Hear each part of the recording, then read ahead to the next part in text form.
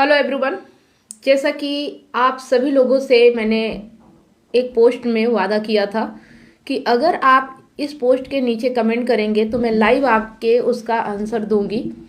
तो उस पोस्ट पर जो कमेंट आए हैं वो मैं आप लोगों के सामने यहाँ पे पढ़ूंगी और उसका जवाब दूंगी। जिन लोगों का कमेंट है वो लोग लाइव जुड़े हों तो आप आगे भी सवाल कर सकते हैं। और जैसा कि पोस्ट में बताया गया है कि जो भी प्रॉब्लम है उस प्रॉब्लम से रिलेटिव अगर आपकी समस्या है तो आप यहाँ डिस्कस कर सकते हैं। आप लाइव मुझसे सवाल जवाब कर सकते हैं, ठीक है। तो जल्दी जल्दी आप लोग जुड़ जाएं, ज़्यादा से ज़्यादा इसे शेयर कर दें। चलिए, जो पोस्ट था, पार्टनर के लिए रोना छोड़ दे क्योंकि वह आपके लिए रोएगा। अगर आप इस लेख को पढ़ रहे हैं तो वहाँ पे ऐसा लिखा गया था। उस पर जो कमेंट आया है बहुत हिम्मत दिखाई है, क्योंकि ज़्यादातर लोग जब उनसे कुछ कहा जाता है ना तो सारा टाइम सोचने में ही बिता देते हैं कि करूं नहीं करूं, पूछूं सवाल कि नहीं पूछूं, लोग क्या कहेंगे। बहुत सारी चीज़ें उनके सामने आती हैं, पर उन्होंने हिम्मत दिखाई है। 24/10/2024 से मायके में है रमेश मुर्मू। अगर आप लाइव हैं तो आप इसमें जो भी मैं बताऊंगी आपको अगर लगता है तो आप कमेंट के माध्यम से मुझसे जुड़ सकते हैं, ठीक है। और अगर नहीं भी जुड़े हैं तो यहाँ पे लाइव जवाब दिया जा रहा है। जब भी आप ये वीडियो देखें, आपका नाम सुने, आप उस सोल्यूशन को अपने ऊपर अप्लाई करें, ठीक है। अंजना ठाकुर जी, गुड इवनिंग अंजना जी। और जो पोस्ट में लिखा हुआ है या डिस्क्रिप्शन में लिखा हुआ है टाइटल में, उस रिलेटिव अगर कोई भी प्रॉब्लम किसी की भी हो तो आप यहाँ कमेंट के माध्यम से पूछ सकते हैं। तो 24/10/2024 से मायके में है। मैं और मेरे पुत्र तथा उनका ममेरा भाई लाने के लिए गए थे, लेकिन वो आ गई थी। गांव के लड़के के साथ एक्स्ट्रा मैरिटल अफेयर 2022 से चल रहा है, जो एक बार पकड़ी गई थी। मैंने अपने छोटे बेटे को बोला कि मम्मी तो भाग गई है। यही बात गांव में आग की तरह फैल गया, जबकि वह पंचायत की ट्रेनिंग में गई हुई थी। शायद यही बात उनको घर कर गई है। अब नहीं आने सोच रही हैं। मैंने माफ़ी भी मांगा। मेरे दोनों बेटों का उम्र, एक का 23 साल तथा एक का 17 साल है। मार्गदर्शन देने का कष्ट करें। देखिए, जो एक्स्ट्रा मैरिटल अफेयर वाली प्रॉब्लम है ना, ये ज़्यादातर लोगों की हो रही है। जो मेरे साथ लाइव जुड़ते हैं या जो मेरे वीडियो में पोस्ट करते, कमेंट करते हैं, सभी से ज़्यादातर पुरुष या महिला। देखिए, महिलाएं तो कम जुड़ी हुई रहती हैं। तो जो पुरुष होते हैं ना, उनकी ज़्यादातर यही प्रॉब्लम होती है कि पत्नी का एक्स्ट्रा मैरिटल अफेयर है। दो बच्चे होने के बावजूद मायके चली गई है, वापस लौट के नहीं आ रही, छोटी सी बात का बतंगड़ बन गया है। शायद यही बात है, इसी वजह से वो ऐसा कर रही है। तो ऐसा नहीं है। अगर हम ऐसा सोच रहे ना, ये हमारी गलत फहमी है। और ज़्यादातर लोगों के साथ ऐसा क्यों हो रहा है, ये सोचने की बात है। तो एक ये ह्यूमन नेचर है। इंसान एक व्यक्ति से संतुष्ट नहीं होता।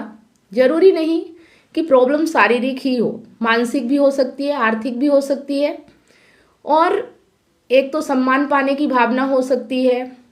बहुत सारी चीज़ें होती हैं।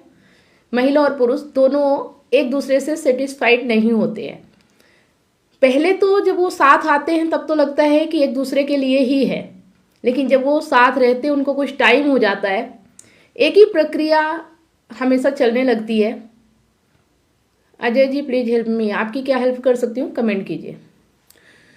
तो जो एक ही प्रक्रिया चलती रहती है ना, तो एक दूसरे से बोर हो जाते हैं। और जब बोर होते हैं तो नयापन के लिए इधर उधर भटकने लगते हैं। अब ये तो फिर ये है कि अगर कोई बाहर कुछ करते हुए पकड़ा गया और पकड़े जाने के बाद अपने आप को बचाने के लिए फिर वो इल्जाम उसी व्यक्ति पे लगा देता है जो व्यक्ति उसे पकड़ता है। जैसे उसका पति हो गया, तो वो कहता है तुम्हारी वजह से मैं ऐसा कर रही, या तुमने ऐसा बोला था इसलिए ऐसा हो रहा है, इसलिए मैं तुम्हारे साथ रहना नहीं चाहती। जबकि वजह ये होती है कि वो इंसान उस व्यक्ति के साथ रहना ही नहीं चाहता। जो व्यक्ति आपके साथ रहना चाहेगा उसके लिए एक ही वजह काफ़ी होती है कि वो आपके साथ रहना चाहता है, वो आपसे प्यार करता है। और जो व्यक्ति आपके साथ नहीं रहना चाहता उसके हजारों बहाने होते हैं। फिर तो कोई भी बहाना हो सकता है, तुम मुझे प्रताड़ित करते हो, तुम मुझे सही तरीके से बात नहीं करते हो, तुम मुझे रिस्पेक्ट नहीं देते हो, तुमने मुझे परेशान करके रखा है। अजय जी, आप अपना कमेंट कीजिए, क्या प्रॉब्लम है आपकी।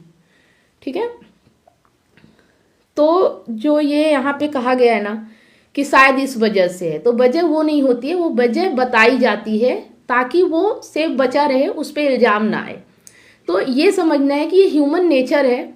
आप कितना भी किसी के लिए कुछ कर लो, कितना भी आप पैसे से कर लो, प्यार दे दो, रिस्पेक्ट दे दो, शारीरिक सुख दे दो, मानसिक सुख दे दो, लेकिन व्यक्ति का नेचर है और वो बदलता नहीं है। हर किसी व्यक्ति का नेचर है और ये आज से नहीं हो रहा है, ये सालों से हो रहा है। राजा महाराजा जिनके पास कोई कमी नहीं होती, उनकी पत्नियां, उनकी रानियां तक कोतवाल से प्यार करने लगती है। सोचिए, एक राजा को छोड़ के कोतवाल से प्यार करना। तो हम तो एक आम इंसान है, तो हमारे साथ ये होना तो लाजमी है। और अब अगर हो गया है तो उसे एक्सेप्ट करें कि आपके साथ हो गया है। अब आप ऐसे में क्या निर्णय लेंगे? आपके बच्चे बड़े हो चुके हैं, 23 साल 17 साल, तो बच्चों की लाइफ जो बनाना था वो तो आपने उन्हें बड़ा कर दिया, पढ़ा दिया होगा, लिखा दिया होगा। अब उनको अपनी ज़िंदगी जीने दें, क्योंकि हर किसी की अपनी पर्सनल लाइफ होती है, चाहे वो हमारे बच्चे ही क्यों ना हो। तो उन्हें उनकी लाइफ में खुश रहने दें। और इससे कोई फर्क नहीं पड़ता कि पेरेंट्स अलग रह रहे हैं या साथ रह रहे हैं, बड़े होने के बाद तो कोई फर्क नहीं पड़ता। ये फर्क जब पड़ना था तब तो आपने झगड़ा किया, तब तो सोचा नहीं, और ये सब चलता आ रहा है, 2-4 साल हो गए। तो अब ये सोचने की ज़रूरत है कि आप क्या कर सकते हो। अगर आपकी वाइफ आपके पास नहीं आ रही है और आपके साथ नहीं रहना चाहती, तो अब आगे आप क्या करोगे? तो आगे आप, अगर मुझसे सवाल किया है कि आपको क्या करना चाहिए, तो मैं ये कहूँगी कि अगर आप कमज़ोर व्यक्ति हो, अगर आप डर रहे हो, अगर कोई एक्शन नहीं ले पा रहे हो, कोई निर्णय नहीं ले पा रहे हो, तो सबसे पहले अपने आप को मजबूत बनाओ, क्योंकि बिना मजबूत बनाए आप कोई भी एक्शन नहीं ले सकते हो। कमज़ोर व्यक्तियों के लिए ये दुनिया नहीं होती है। अपने आप को ताकतवर बनाना पड़ता है, चाहे जैसे भी हो, चाहे आप इमोशनल हो, चाहे आप फाइनेंशियल कमज़ोर हो, चाहे आप फिजिकली फिट ना हो, लेकिन आपको अपने ऊपर काम करना पड़ेगा। और दूसरी बात कि अगर आप उनके बिना रह नहीं पा रहे हो, आप इमोशनल हो और आप चाहते हो कि आपकी वाइफ गलत कर रही है या आप पकड़ी गई कुछ भी है, फिर भी आपके पास वापस आ जाए, तो आपके चाहने से कुछ नहीं होगा। कितनी मिन्नतें करोगे तो भी कुछ नहीं होगा, माफ़ी मांगोगे तो भी कुछ नहीं होगा, क्योंकि जब व्यक्ति आना चाहता है ना, तो एक बार के बुलाने में आ जाता है। और जो व्यक्ति ने ठान ही लिया है कि आपके पास नहीं रहना है, तो गिड़गिड़ाने से वो और आपकी वैल्यू नहीं करता है। तो किसी के आगे गिड़गिड़ाना नहीं है।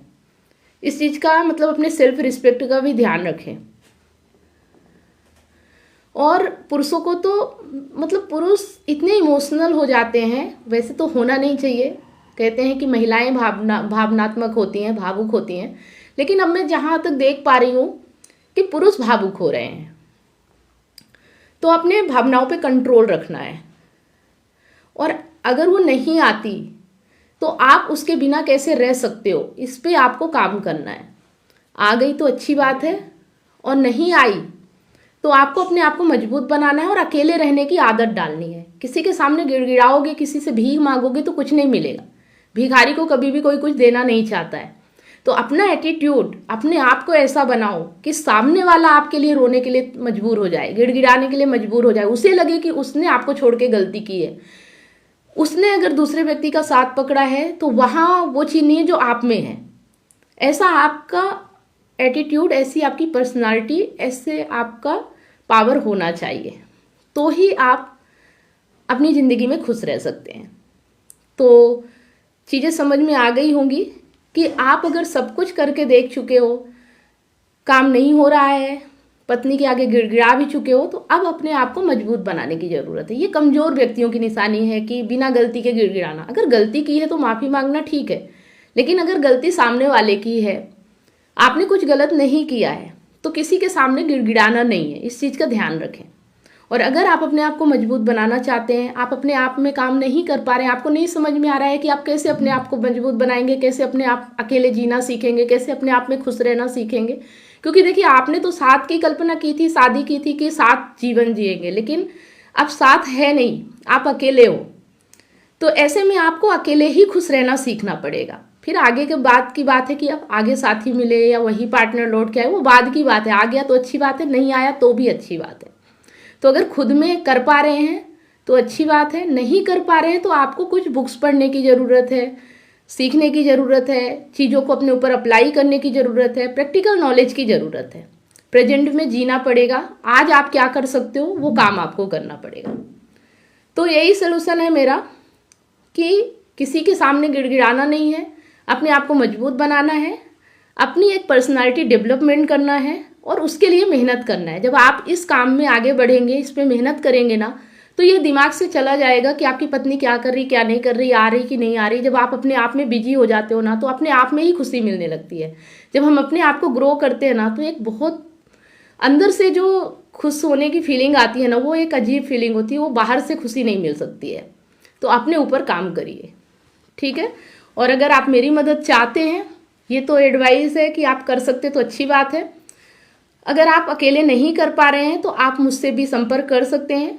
मेरे पास कोर्स हैं जो कि आपकी मदद करेंगे। आप अपने आप को मजबूत कैसे बना सकते हैं, कौन सी बुक पढ़ना चाहिए, अपने जीवन में किस चीज़ को अप्लाई करना चाहिए, आपकी दिनचर्या कैसी होनी चाहिए, इन सब चीज़ों पे हम बात करते हैं, ठीक है। तो आप संपर्क कर सकते हैं, वीडियो में नंबर दिए जाते हैं।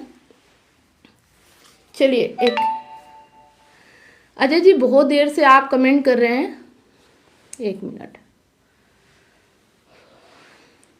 मेरी वाइफ से झगड़ा हुआ है, बात डिवोर्स तक आ गई है, मुझे उसको वापस घर लाना है, मैं उसके लिए कुछ भी कर सकता हूँ, प्लीज़ हेल्प मी। मेरी वाइफ से झगड़ा हुआ है। देखिए, अभी जो मैंने बताया ना, वही चीज़ आपको भी करना है। आपको गिड़गिड़ाना नहीं है, और प्यार अकेले नहीं होता है। अगर आपकी वाइफ को आपसे प्यार होता ना, तो डिवोर्स तक हालत नहीं पहुंचती। तो एक तरफा प्यार नहीं होता है। यहाँ पे जो संबंध होते हैं, जिन्हें हम संबंध कहते हैं, तो सम होने चाहिए, बराबर होने चाहिए। दोनों तरफ से एक दूसरे के लिए फीलिंग बराबर होनी चाहिए। अगर एक की फीलिंग कम है और एक उसके लिए तड़प रहा है, तो यही तो आपके झगड़े की वजह है। एक व्यक्ति इतना पागल हो जाता है किसी के लिए कि वो सोचता ही नहीं, अपनी रिस्पेक्ट खो देता है, और दूसरा व्यक्ति उस पर हावी हो जाता है, उसको उसकी वैल्यू नहीं होती। आप अगर किसी के पीछे पड़ जाओगे ना, किसी को ये एहसास दिला दोगे कि आप उसे पागलपन की हद तक प्यार करते हो, तो वो आपके प्यार की वैल्यू नहीं करता है। जो चीज़ हमें आसानी से मिल जाती है ना, हम उसकी वैल्यू नहीं करते, उसकी रिस्पेक्ट नहीं करते हैं। तो आपको ऐसा बनना है। अगर आपकी पत्नी ऐसे हो सकती है कि आपके बिना रह सकती है, वो आपसे दूर रह रही है, आपसे तलाक लेना चाहती है, तो आप क्यों ये हिम्मत नहीं कर पा रहे हो? क्या कमी है, कौन सी ऐसी मजबूरी है? अपनी मजबूरी, अपनी कमजोरी पे काम कीजिए। किसी दूसरे पे काम करके खुश नहीं रहा जा सकता। अगर आप अच्छे हो, खुश हो, मजबूत हो, तो हर व्यक्ति आपके साथ रहना चाहेगा, आपको छोड़ना नहीं चाहेगा। लड़कियों की कमी नहीं होती है। लड़कियां इतना लाइन लगा लेती हैं कि जो व्यक्ति ऐसा होता है ना, मजबूत पर्सनालिटी का, वो उनसे पीछा छुड़ाता रहता है। लेकिन अगर कोई आपसे पीछा छुड़ा रहा है, इसका मतलब है कि आप में वो बात नहीं है जो व्यक्ति चाहता है। और फिर एक बात ये भी है कि अगर आप कितने भी मजबूत हो, कितनी भी पर्सनालिटी अच्छी हो, लेकिन एक फिर फितरत पे आ जाती है बात कि इंसान की फितरत ही ऐसी होती है। तो ज़्यादा सोचना नहीं है। जिंदगी जहाँ ला के खड़ा कर रही है वहीं से जीना है। जो हमारे सामने उसे एक्सेप्ट करना है। जो आपको प्यार करे उसे प्यार करो, और जो आपसे दूर रहना चाहे उसे दूर रहने दो, उसे खुशी खुशी जाने दो। और अगर ऐसा नहीं कर पा रहे हो तो अपने आप को मजबूत बनाओ। इसके अलावा जिंदगी में कोई सलूशन नहीं होता है ना। बाकी सब मजबूरी के काम होते हैं, और मजबूर इंसान के लिए दुनिया नहीं होती है। देखते होगे कि जब कुत्ते के बच्चे होते हैं, मैं उदाहरण दे रही हूँ, कमज़ोर की निशानी। तो जब कुत्ते के बच्चे होते हैं, उनमें से जो कमज़ोर होता है वो सरवाइव नहीं कर पाता है, और जो मजबूत पिल्ला होता है वही सरवाइव कर पाता है। तो ये प्रकृति का नियम है। जो व्यक्ति मजबूत होगा वो खुश भी रहेगा, अपनी ज़िंदगी को अच्छे से जिएगा भी, और कोई शिकायत भी नहीं होती है। लेकिन अगर आप शिकायत कर रहे हो, आप परेशान हो, आप बहुत ज़्यादा तड़प रहे हो, तो कमी आपके भीतर है। और उसको जानो, उसको देखो, समझो आप कौन हो, आप क्या चाहते हो, आप जो चाहते हो वो आपको क्यों नहीं मिल रहा है। कोई व्यक्ति आपसे दूर किस वजह से जा रहा है, क्या उसका नेचर ही है या आप में कोई ऐसी चीज़ है? उन सबको ऑब्जर्व करो, तो ही आप उस पर काम कर सकते हो, ठीक है।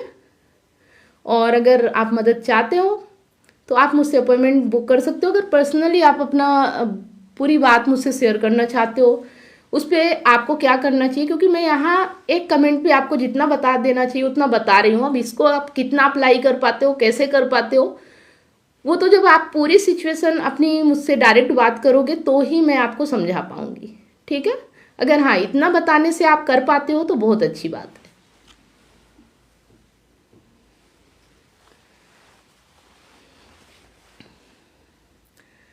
गलती की है मैंने, अगर आपने गलती की है तो अपनी गलती सुधारिए। सीधी सी बात है, अगर गलती आपकी है तो अपनी गलती पहले सुधारिए, सॉरी बोलिए, और सामने वाला अगर माफ़ कर दे तो अच्छी बात है, ना माफ़ करे तो भी नहीं गिड़गिड़ाना है ज़्यादा। एक बार दो बार हाँ गलती इंसान से ही होती है, अगर हो गई है तो अपनी गलती की माफ़ी मांगिए, लेकिन एक या दो बार, इससे ज़्यादा किसी के आगे नहीं झुकना चाहिए। ठीक है,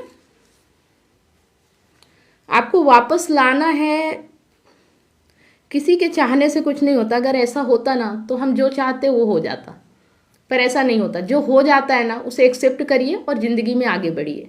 आप क्या कर सकते हैं, बस उतना ही करिए। अगर वापस ला सकते, चाह रहे हैं, अगर ला सकते तो ला लिए होते। चाहने मात्र से कोई नहीं आता, सब चीज़ों को देखना पड़ता है, समझना पड़ता है, उसके बाद ही आप क्या कर सकते हैं उस पर काम कीजिए।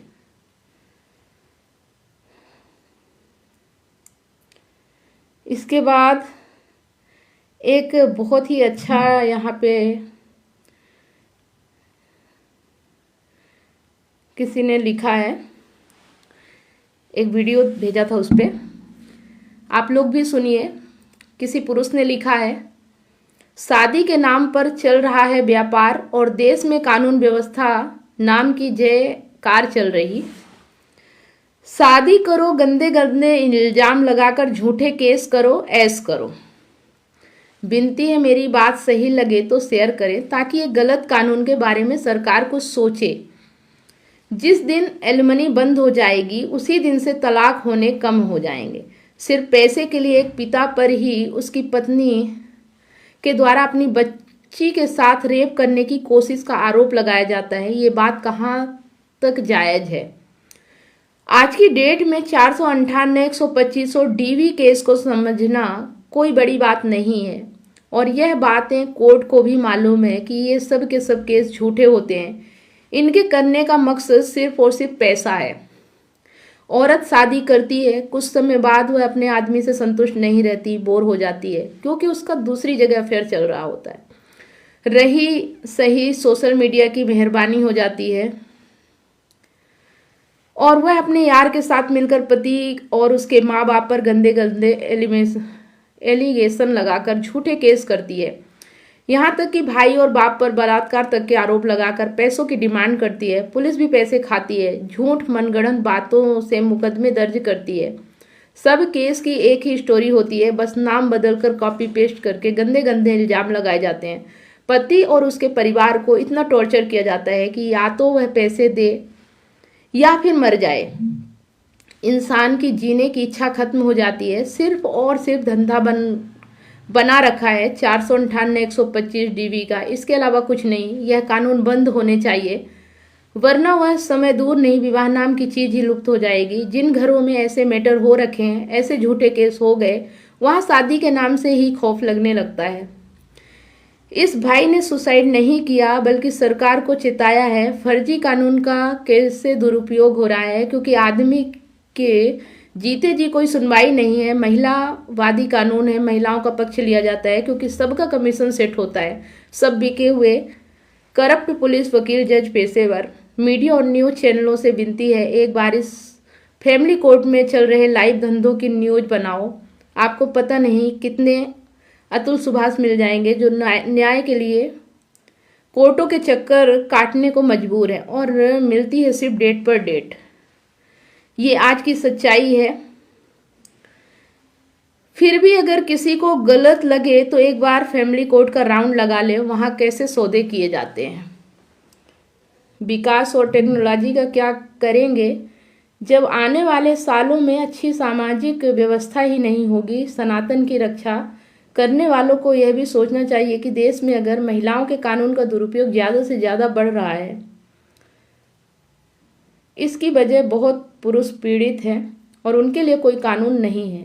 इसलिए आत्महत्या के अलावा दूसरा कोई रास्ता नहीं बचता है। यह एक गंभीर मामला है। अगर ऐसा ही चलता रहा तो आने वाले दिनों में कुंवारे लड़के शादी करने से मना कर देंगे। देश में एक सर्वे के मुताबिक बच्चे शादी के नाम से डरने लगे हैं। धीरे धीरे समाज में से शादी व्यवस्था जल्दी खत्म हो जाएगी। अगर पुरुषों के बचाव के लिए कोई नया कानून नहीं बना तो ऐसे जानलेवा कानून से बचने के लिए समझदार सक्षम लोग देश छोड़ के जाने लगे हैं। कानून न्याय और सुरक्षा के लिए होता है, ना कि बदले की आग बुझाने के लिए।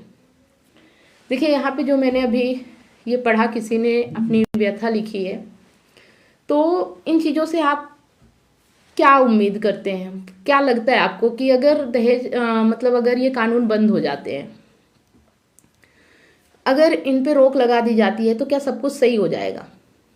आप लोग क्या कहते हैं?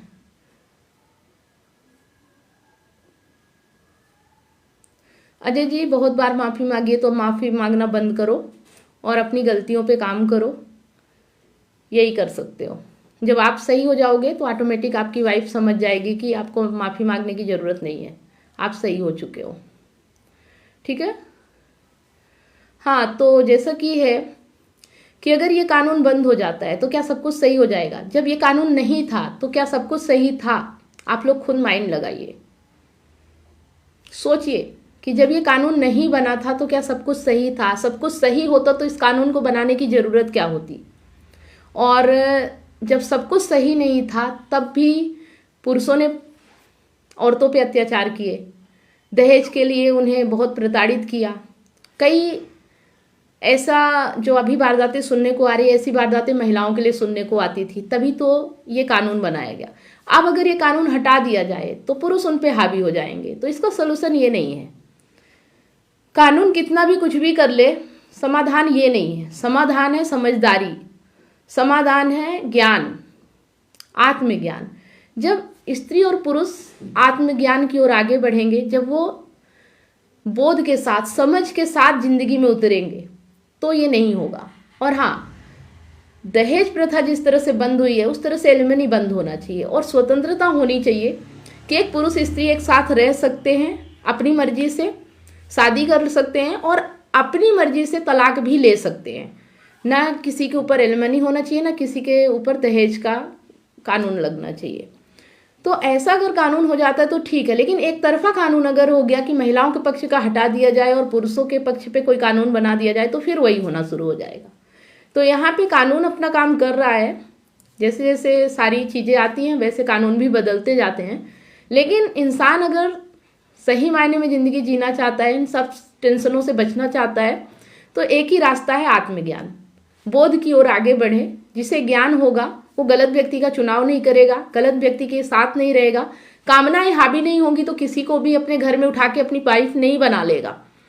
और जब वो किसी के साथ रहेगा, एक स्त्री और पुरुष का जब साथ होगा ना, तो वो अलग ही होगा। वहाँ फिर लेन देन वाला रिश्ता नहीं होगा। जहाँ भी लेन देन वाला रिश्ता होगा, व्यापार जैसा रिश्ता होगा, वहाँ ये सब तो होंगे ही होंगे। तो आप लोग कमेंट करके बताइए कि जो मैंने यहाँ पे पढ़ा और जिन्होंने अपनी व्यथा लिखी है, ये कहाँ तक सही है। मतलब हर चीज़ दूसरों पे दोष दे देना कि कानून के कारण ऐसा हो रहा है। हमारी ज़िंदगी में जो कुछ भी होता है ना, उसके दोषी हम ही होते हैं, उसके कारण हम ही होते हैं। कहीं ना कहीं हमारी अज्ञानता होती है, कहीं ना कहीं हमारा पालन पोषण होता है, कहीं ना कहीं हमारे अंदर अंडरस्टैंडिंग नहीं होती, ज्ञान की कमी होती है और इसीलिए कामनाएं हम पे हावी होती है, स्वार्थ बढ़ता है, लालच बढ़ता है और हम किसी से भी रिश्ता बनाने के लिए तैयार हो जाते हैं। अगर ऐसे रिश्ते बनेंगे तो ऐसी लड़ाइयाँ, ऐसे झगड़े होते ही रहेंगे। जो व्यक्ति आपकी लाइफ में आ रहा है वो समझदार होना चाहिए, आपके अंदर भी बोध होना चाहिए कि वो व्यक्ति कैसा है, ये आप परख सके। और जब तक उस व्यक्ति की इच्छा है, आपकी इच्छा है साथ रहे, और जब ऐसा लगे कि साथ नहीं रहना चाहिए तो स्वेच्छा से अलग हो जाएं। और जो जहाँ जाना चाहता है उसे जाने दे, जबरदस्ती किसी के साथ ना करें। किसी के सामने गिड़गिड़ाए नहीं, किसी के सामने रोए नहीं और अपने आप में मजबूती बनाए, पैदा करें और अपने आप में जीना सीखें। अमर जी जय श्री राम। जब एक व्यक्ति अपने में पूर्णता रखेगा, खुद में पूर्ण होगा, उसे किसी और से कुछ नहीं चाहिए, जब वो इस तरह से जिंदगी जिएगा तो ही जिंदगी सही जी पाएगा। नहीं तो जहां स्वार्थ होगा, लालच होगा, कामना होगा, अधूरापन होगा, अपूर्णता होगी, वहां पर ये सब भी होगा, चाहे पुरुष की तरफ से हो चाहे स्त्री की तरफ से हो। जो मजबूत होगा, अगर अज्ञानी व्यक्ति के हाथों में ताकत आ जाएगी, जो व्यक्ति अज्ञानी है, जिसे समझ नहीं है, जिसे जिंदगी जीने का सलीका नहीं है, उसके हाथ में कानून की पावर आ जाए चाहे समाज की पावर आ जाए, वो उसका दुरुपयोग करेगा ही करेगा। अब कुछ स्त्रियां हैं जिनके हाथों में ये पावर आ रहा है तो वो भी बदला ले रही हैं। पहले कुछ पुरुष थे जिनके हाथों में पावर था, वो स्त्रियों पे अत्याचार करते थे। तो ये आज से नहीं, युगों से चलता आ रहा है और चलता ही रहेगा, जब तक व्यक्ति ज्ञान की ओर आगे नहीं बढ़ेगा, जब तक व्यक्ति अपने आप में पूर्ण नहीं होगा, जब तक व्यक्ति किसी को भोगने की दृष्टि से देखेगा, कामना की दृष्टि से देखेगा, स्त्री को एक वस्तु की तरह देखेगा कि बस घर पे लाना है और सजा के रखना है, कुर्सी मेज की तरह, तब तक ये सब चलता ही रहेगा। ठीक है, आप अगर स्त्री का उपयोग करना चाहते हो, उसका भोग करना चाहते हो, तो वो भी तो आपको भोगेगी ना। हम जिसे भोगेंगे वो भी हमें भोगेगा, हम जिसका इस्तेमाल करेंगे वो भी हमें इस्तेमाल करेगा। तो आप उस तरह से उसके शरीर को भोगना चाहते हो, वो फिर आपके दौलत को भोगना चाहती है। गलत कहाँ हो रहा है? तो अगर बदलाव लाना चाहते हैं तो अपनी सोच में, अपनी समझ में बदलाव लाएं और सही व्यक्ति से रिश्ता बनाएं। और रिश्ते में बिना कामना, बिना लालच के एक इंसान से इंसान का रिश्ता होना चाहिए, तो ही जिंदगी बेहतर और आसान होगी। क्या कहते हैं आप लोग? कमेंट करके जरूर बताइए। हितू भाई जी, मैम आपने बॉय कट बाल क्यों बनाए? कैसा लग रहा है आप लोगों को? जिंदगी में परिवर्तन करते रहना चाहिए। जैसा मैंने बताया ना कि इंसान किसी एक चीज़ से सेटिस्फाइड नहीं होता, चाहे वो कोई भी वस्तु हो। आप ही देखो, कोई भी वस्तु अगर आप घर पे लेके आते हो और कुछ दिनों बाद आप उससे बोर होकर नई वस्तु लेने चले जाते हो, वैसे ही जिंदगी है। यहाँ कोई एक चीज़ परमानेंट नहीं रहती। कभी वैसे बाल अच्छे लगे, कभी हमने सोचा थोड़ा ऐसे भी करके देख लेते हैं और कर लिया। कैसे लग रहा है आप लोगों को? कमेंट करके ज़रूर बताइएगा। आदमी में इतनी स्वतंत्रता होनी चाहिए कि जो मन करे वो कर सके। हाँ, लेकिन एक दायरा होना चाहिए कि हमारी वजह से किसी और को प्रॉब्लम नहीं होनी चाहिए। अपने मन का जियो, अपने मन का करो, लेकिन किसी और को नुकसान नहीं पहुंचाना, किसी और को तकलीफ नहीं देना, किसी और का शोषण नहीं करना है। अपने आप में अगर जी सकते हो, जैसा मन करे वैसा जियो। पूरी स्वतंत्रता है, उसका पूरा लाभ उठाएं, लेकिन बिना किसी को तकलीफ दिए। ठीक है, तो हितू भाई जी बताइए कैसा लग रहा है? ये कटिंग कैसी लग रही है आपको?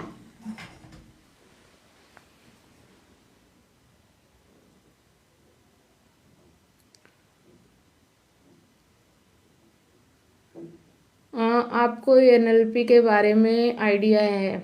शायद अभी नहीं है, और इसका फुल फॉर्म बताइए तो शायद मैं समझ पाऊँ। बढ़िया है, ओके। तो फिर से फेसबुक पे पोस्ट की जाएगी। अगर उस रिलेटिव आप लोगों की कोई भी समस्या है तो आप उस पर कमेंट कीजिए, और जब भी टाइम दिया जाएगा कि मैं उस टाइम पे लाइव आके आपके सवालों के जवाब दूंगी, तो मैं ज़रूर आऊँगी, ज़रूर आप लोगों को जवाब मिलेगा। और जो लोग, हाँ, किसी ने मुझसे पूछा था कि आप मेरी मदद चाहते हो, आपको नंबर चाहिए, तो नंबर दे देती हूँ। एक मिनट।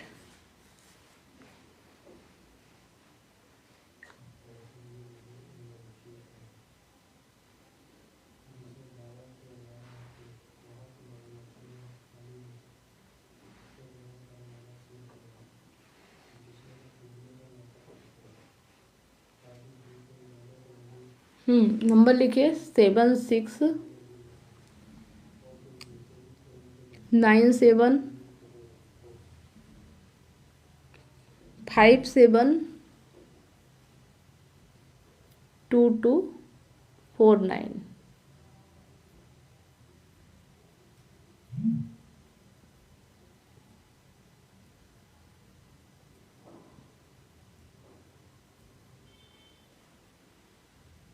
अपॉइंटमेंट बुक करने के लिए व्हाट्सअप करें।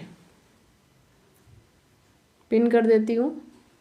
ठीक है, तो आप लोग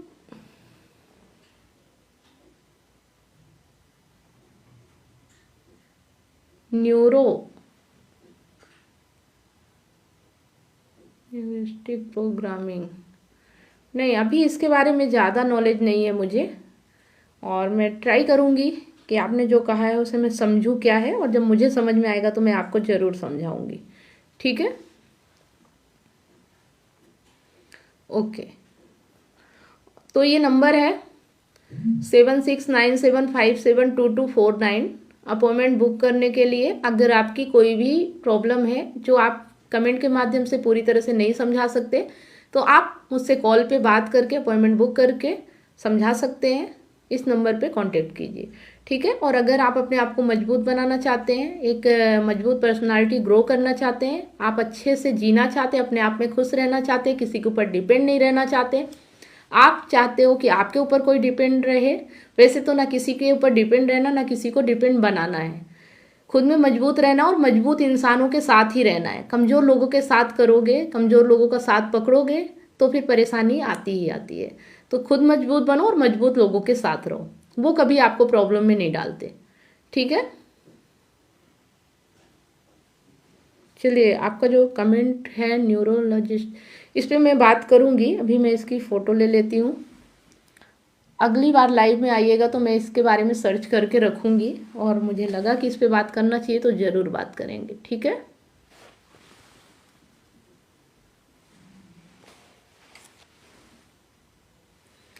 ओके। तो आप सोचिएगा मत, घबराइएगा मत, जिसकी भी कोई भी प्रॉब्लम है आप मुझसे फ्री में सलाह ले सकते हो। मैं कोशिश करूँगी कि हफ्ते में 2 या 3 बार लाइव आऊँ, टाइम बता दिया जाएगा, और जो भी पोस्ट है वीडियो है उस पर आप कमेंट कीजिए, यहाँ पे आपको जवाब दिया जाएगा। ठीक है, तो मिलते हैं नेक्स्ट लाइव में। तब तक आप सभी लोगों को बहुत बहुत धन्यवाद अपना कीमती समय यहाँ बिताने के लिए, और मैं आप लोगों से वादा करती हूँ कि जो ये आपका कीमती समय है वो जाया नहीं जाएगा। रामपाल भारती जी, जय भीम, नमो बुद्धाय मैम। ओके, नमस्कार, जय भीम। ठीक है फ्रेंड्स, तो मिलते हैं नेक्स्ट लाइव में। गुड नाइट सभी लोगों को, बाय बाय।